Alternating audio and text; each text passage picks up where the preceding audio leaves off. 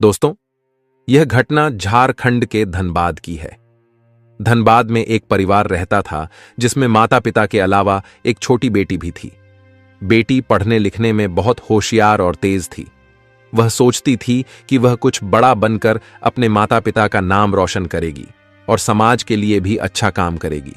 समाज में हो रही गलतियों और भ्रांतियों को सुधारने का एक यूनिक तरीका वह अपनाएगी। इसी सोच के साथ उसने आईपीएस की तैयारी की और अंत में उसका चयन भी हो गया। चयन होने के बाद वह ट्रेनिंग करती है और ट्रेनिंग पूरी करने के बाद वह घर लौट आती है। तब उसके माता पिता कहते हैं, बेटी, अब तो तुम एक अच्छी नौकरी पा चुकी हो और तुम्हारी उम्र भी, अब तुम्हें किसी अच्छे लड़के से शादी कर लेनी चाहिए। इस पर लड़की कहती है, पिताजी, शादी तो हमें करनी है, इसमें कोई शक नहीं है, लेकिन अभी मेरा जो लक्ष्य है वह मुझे पूरा करना है। मैं अभी समाज को देखना चाहती हूं, समाज कैसा है। अभी तक तो मैंने समाज को कभी देखा ही नहीं है। मैं सिर्फ एक कमरे में बैठकर पढ़ाई करती रही हूं और ज्ञान अर्जित किया है। लेकिन पिताजी, समाज में किस तरह के लोग रहते हैं, किस तरह की घटनाएं घटित होती हैं और हमें कैसे उनका सामना करना है, यह सब देखना चाहती हूं। 4-5 साल तक मुझे सिर्फ यह अनुभव करना है, उसके बाद ही शादी करूंगी।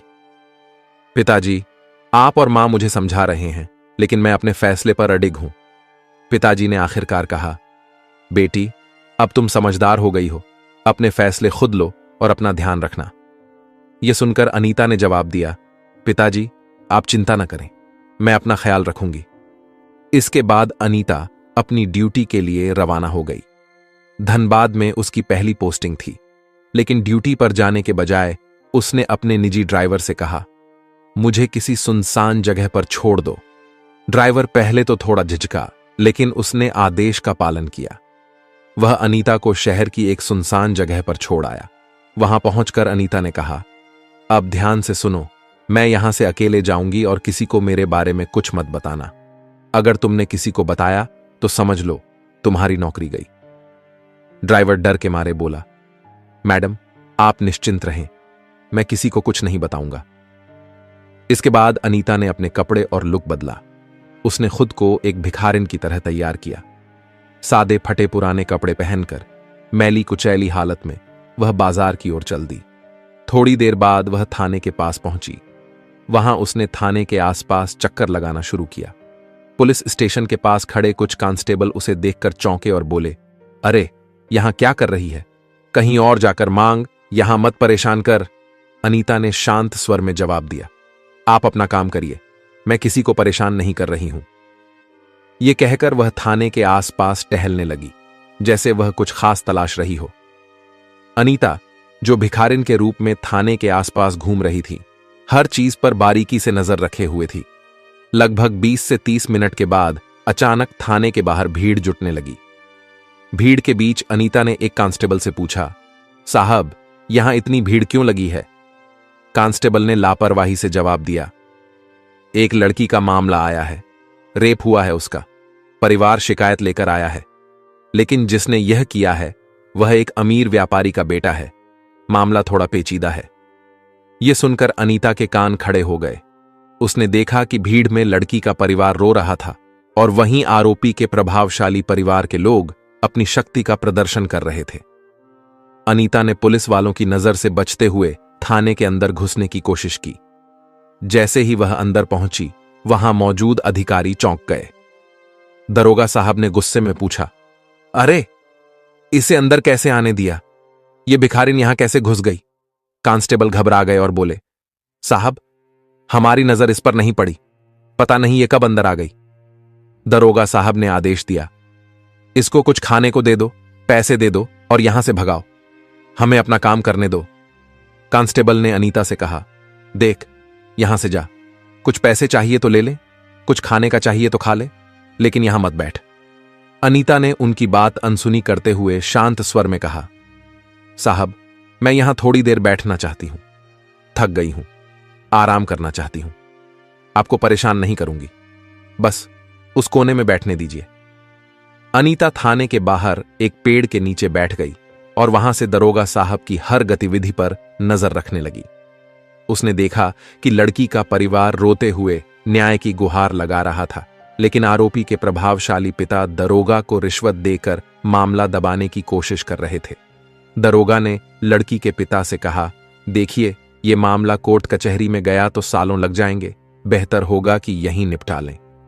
लड़की का पिता मजबूरी और लाचारी में कांपते हाथों से दरोगा को पैसे देता नजर आया। अनीता यह सब चुपचाप देख रही थी, लेकिन उसके भीतर का गुस्सा धीरे धीरे बढ़ रहा था। वह जानती थी कि अब समय आ गया है अपनी पहचान और अधिकार का सही उपयोग करने का। गरीब मां बाप दरोगा के सामने हाथ जोड़कर गिड़गिड़ा रहे थे। मां रोते हुए कहती हैं, साहब, हम गरीब लोग हैं, हमारे पास पैसे नहीं हैं कि आपको दे सकें, लेकिन मेरी बेटी के साथ जो हुआ उसके लिए इंसाफ चाहिए। आपसे बस यही निवेदन है, कृपया हमें न्याय दिला दीजिए। दरोगा ने उनकी बातों को अनसुना करते हुए एक ठंडी नजर डाली। उसने कहा, देखो, कानून सबके लिए बराबर है, लेकिन यहां काम आसानी से नहीं चलता। तुमसे जो बन पड़े वो करो, वरना वापस जाओ। उधर अमीर पक्ष के लोग, जो पहले से ही दरोगा को मोटी रकम दे चुके थे, मुस्कुराते हुए खड़े थे। उनके पैसे से दरोगा का रवैया पूरी तरह बदल चुका था।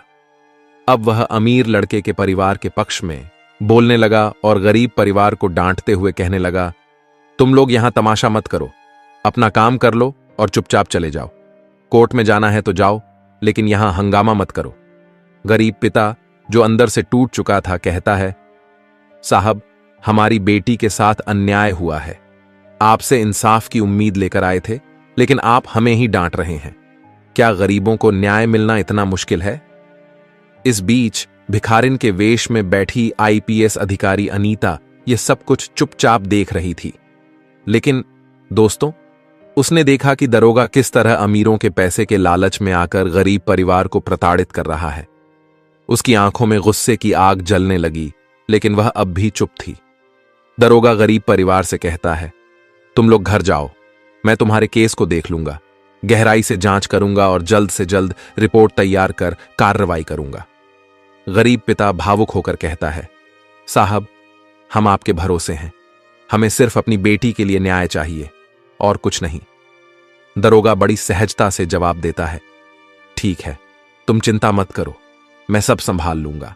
लेकिन जैसे ही गरीब परिवार थाने से बाहर निकलता है, दरोगा अमीर व्यापारी से पैसे लेता है और उसके पक्ष में कार्यवाही करने की योजना बनाने लगता है। थाने के बाहर गरीब परिवार को बैठी हुई भिखारिन रूपी अनीता रोक लेती है। वह उनसे पूछती है, क्या हुआ, पूरा मामला बताइए। गरीब पिता थोड़ा चिढ़ते हुए कहता है, हम जो भी सह रहे हैं वह हमारा निजी मामला है, तुम्हें इससे क्या मतलब, अपना काम करो। गरीब परिवार को यह पता नहीं था कि वह भिखारिन दरअसल एक आईपीएस अधिकारी है। न ही थाने में मौजूद किसी पुलिसकर्मी को इस बात का अंदाजा था कि अनीता, जो वहां भिखारिन के रूप में बैठी थी, दरअसल इस थाने में नई नियुक्त हुई अधिकारी है। अनीता ने फिर पूछा, आप मुझे सब कुछ बताइए, मैं आपकी मदद करना चाहती हूं। आखिर आपकी बेटी के साथ क्या हुआ? गरीब परिवार हिचकिचाते हुए बताने लगा, लेकिन जैसे ही उन्होंने देखा कि यह भिखारिन बेहद साफ सुथरा खड़ी हिंदी में बात कर रही है और कभी कभी अंग्रेजी में भी बात कर रही है, वे सब हैरान रह गए। थाने के कुछ पुलिसकर्मी भी यह सब देख रहे थे और भौचक्के रह गए। कांस्टेबल अनीता के पास आकर बोले, तुम कौन हो, हमें सच सच बताओ। अनीता ने यह सुनते ही अपना गेटअप हटा दिया। जैसे ही उसने अपने असली रूप में कदम रखा, सभी कर्मचारी हड़बड़ा गए। दरोगा को फटकारते हुए उसने कहा, तुमने गरीब परिवार के साथ बहुत अन्याय किया है। मैंने अपनी आंखों से तुम्हारी सारी करतूतें देखी हैं। अब तुम्हारे खिलाफ सख्त कार्रवाई होगी। थाने के सभी पुलिसकर्मी सन्न रह गए। दरोगा घबराकर माफी मांगने लगा, लेकिन अनीता ने उसे सख्त लहजे में चेतावनी दी कि अब वह गरीब परिवार को न्याय दिलाकर ही रहेगी। अनीता की सख्ती देखकर सभी पुलिसकर्मी उसे सलाम ठोकने लगे। अंत में अनीता ने गरीब परिवार को इंसाफ दिलाया और थाने के कर्मचारियों को उनकी लापरवाही और भ्रष्टाचार के लिए सजा दी। अनीता, जो अब अपने असली रूप में आ चुकी थी, थाने के पूरे स्टाफ को लाइन हाजिर करने का आदेश दिया। उसने दरोगा और सभी कांस्टेबलों को एक एक कर तलब किया और उनके कर्तव्यों में की गई लापरवाही और भ्रष्टाचार के लिए सख्त फटकार लगाई। दरोगा से सख्त लहजे में कहा, तुम्हारी ड्यूटी न्याय दिलाने की थी, लेकिन तुमने अपनी जिम्मेदारी को पैसे के लिए बेच दिया।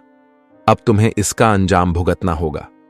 इसके बाद अनीता ने कुछ पुलिसकर्मियों को तुरंत प्रभाव से सस्पेंड करने का आदेश दिया। थाने में मौजूद सभी लोग स्तब्ध थे। उन्हें समझ नहीं आ रहा था कि अचानक से यह सब कैसे हुआ, लेकिन अनीता ने यह सुनिश्चित किया कि हर दोषी को उसकी सजा मिले और गरीब परिवार को तुरंत न्याय मिले। इस घटना के बाद पूरे धनबाद शहर में आईपीएस अधिकारी अनीता की चर्चा होने लगी। लोग उसकी ईमानदारी और कर्तव्य निष्ठा की तारीफ करते नहीं थक रहे थे।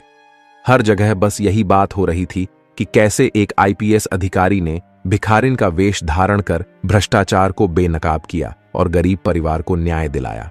दोस्तों, धर्म केवल पूजा अर्चना तक सीमित नहीं है, यह कर्तव्य निभाने का मार्ग है। हमारे शास्त्रों में कहा गया है, धर्मो रक्षति रक्षितः, अर्थात जो धर्म की रक्षा करता है, धर्म उसकी रक्षा करता है। आज के परिप्रेक्ष्य में धर्म का अर्थ है अपने कर्तव्यों को पूरी निष्ठा और ईमानदारी से निभाना।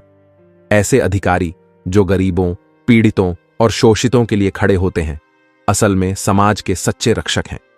उनकी जिम्मेदारी सिर्फ अपराधियों को पकड़ने तक सीमित नहीं है, बल्कि यह सुनिश्चित करना भी है कि न्याय कमजोर से कमजोर व्यक्ति तक पहुंचे। दोस्तों, इस कहानी को सुनाने का मेरा उद्देश्य किसी की भावनाओं को आहत करना, किसी को ठेस पहुंचाना या परेशान करना बिल्कुल नहीं था। मेरा उद्देश्य केवल आपको जागरूक करना, सचेत करना और सतर्क रहने के लिए प्रेरित करना है। इस पूरी घटना ने आपके दिल और दिमाग को सोचने पर मजबूर कर दिया होगा कि हमारे समाज में क्या हो रहा है और हमें इनसे कैसे निपटना चाहिए। अगर यह कहानी आपको सोचने और समझने का एक नया नजरिया देती है, तो ऐसी और भी कहानियों के लिए हमारे चैनल को लाइक, शेयर और सब्सक्राइब जरूर करें। हम चाहते हैं कि आप अपनी राय भी हमारे साथ साझा करें। कृपया निष्पक्षता के साथ अपनी राय कमेंट बॉक्स में जरूर दें। याद रखें, सचेत रहिए, सतर्क रहिए और सुरक्षित रहिए। आपका समय देने के लिए दिल से धन्यवाद। हम जल्द ही मिलेंगे एक और कहानी के साथ।